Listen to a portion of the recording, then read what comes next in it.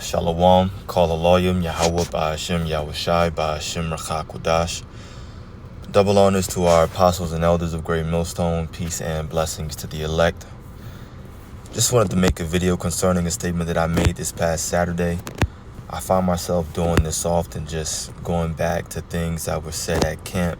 It's an easy way to make videos, right? That's all you have to do, really. But I had mentioned and briefly touched on how all the different nations, all the nations out there, every one of them are going to go into captivity.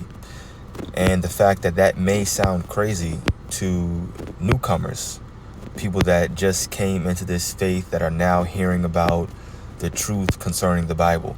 However, it is a fact. It's something that the Bible prophesies, and it's going to happen.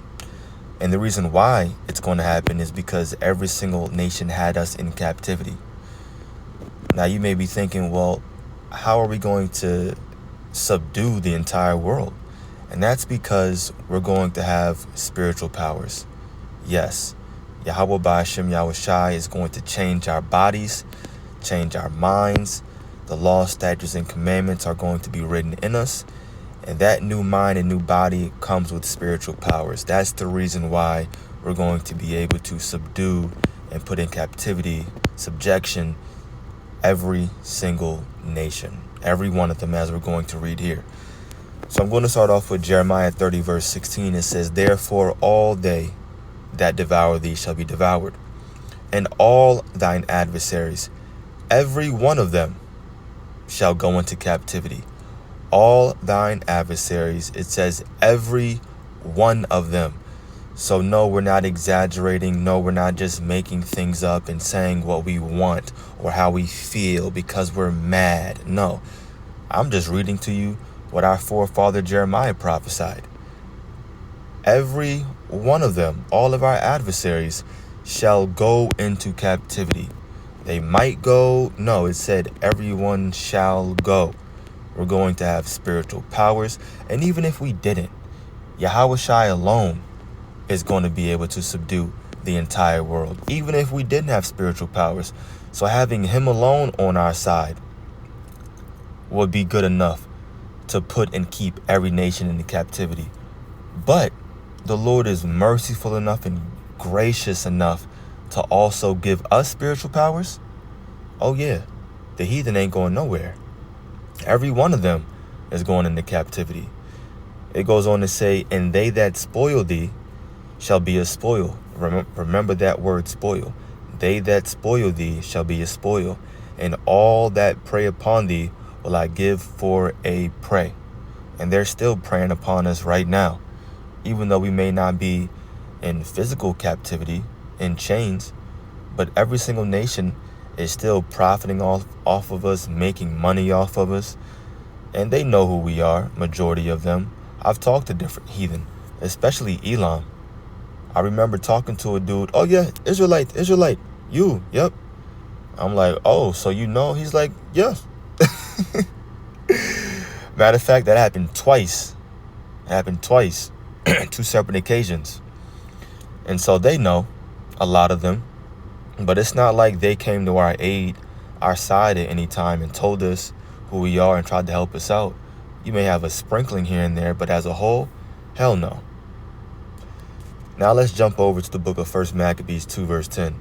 It says, "What nation hath not had a part in her kingdom and gotten of her spoils?" Let's jump back. Remember, Jeremiah 30, verse 16. "And they that spoil thee shall be a spoil." They've gotten of our spoils and they spoiled us. They spoiled us by getting of our spoils, right? "And all that prey upon thee will I give for a prey." So every single nation, as we've read, has had a part in our captivity. So it's only righteous, it's only right that the Lord allows us to put them into captivity. And it's going to happen. It's a fact. It's prophecy, whether you like it or not. It may sound crazy. It may be something, it just may be new to you, right? But what's true is true. And like I mentioned before, we're going to have spiritual powers. And that's what's going to allow us to put every single nation into captivity. That's a lot of people. Just think about how many people are on the planet Earth right now. It's a lot of people that we're going to subdue. And it's going to be because of this. Jeremiah 30 verse 16. Behold, I will send for many fishers, saith the Lord, and they shall fish them. So this part of this verse is happening right now. The first phrase, it's prophecy happening now. What we're doing is using this word and we're casting out a line. And of course, the Lord is the one that's allowing the elect to bite the bait, which is this word still, and they get hooked, and we just reel them in. We keep breaking it down more and more scriptures. We're reeling them in, answering different questions, making statements, showing where the answers are in the scriptures, until they're finally reeled in, and boom, they're sealed if they're part of the elect.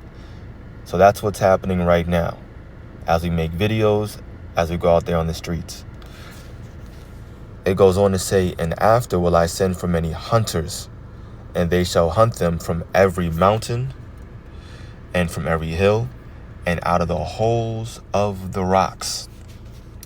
So this is going to happen when the elect receive salvation and their bodies are changed, and the 144,000 are going to come down. That's New Jerusalem, written and talked about in the book of Revelation. They're going to come down and do what? Get busy. Lord's will, that's us. Lord's will, we going to come down and hunt. Hunt who? The other nations, and put them in captivity. Because, yeah, it's a World War III, but it doesn't mean every single place is going to get all burnt up and everybody's going to die everywhere. No. You're going to have various parts of the world where people are still going to be living. Not every place is going to get touched by the missiles. Most definitely Babylon, and most definitely the Holy Land as we know it today, right? Let's jump over to the book of Isaiah 14.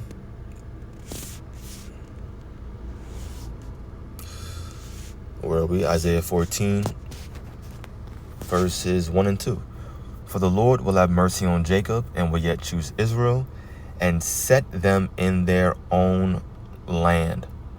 So the Lord is going to be the one to come back and set true Israel in their own land. They're not going to acquire the land by buying it. They're not going to get there by some kind of document. No. The Lord is going to set Israel, the so-called blacks, Hispanics, Native Americans, starting with the elect, in that land, right? It says, and the strangers shall be joined with them, and they shall cleave to the house of Jacob. The strangers in this verse is referring to the Israelites that were born outside of the land of Israel, those that look like the heathen because they were born in these various lands. So they don't have the so-called melanin or brown skin, the specific kind of hue that Israelites generally always had.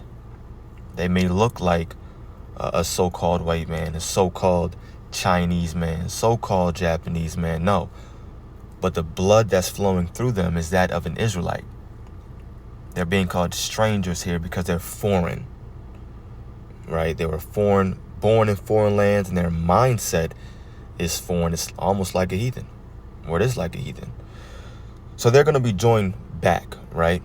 Verse 2, and the people shall take them and bring them to their place, and the house of Israel shall possess them in the land of the Lord for servants and handmaids, right? And that's how you know the strangers in verse 1 isn't talking about the other nations, because verse 2, when it says them shall take them, bring them, possess them, it's talking about the other nations right there.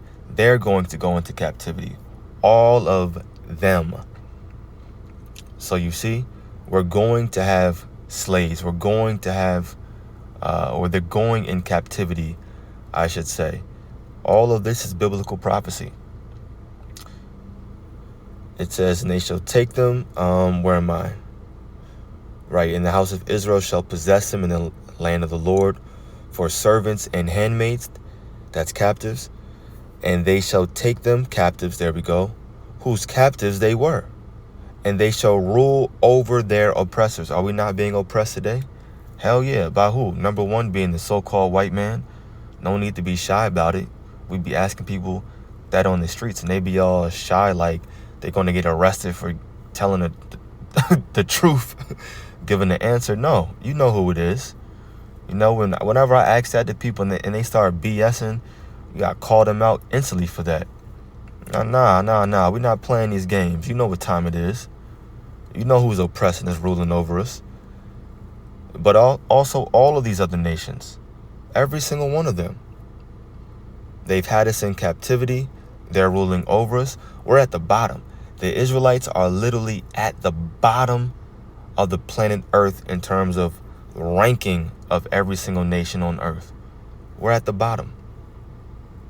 So we're going to take them captives, whose captives we were. And we're going to rule over them, right? Now, after 1,000-year period, the scriptures say, they're going to go into captivity for 1,000 years. After 1,000 years, Esau is going to be completely burnt up. Then the rest of the heathen, the rest of the other nations, they're going to be released into their own lands. They're going to learn of us, right? Continue to learn of us.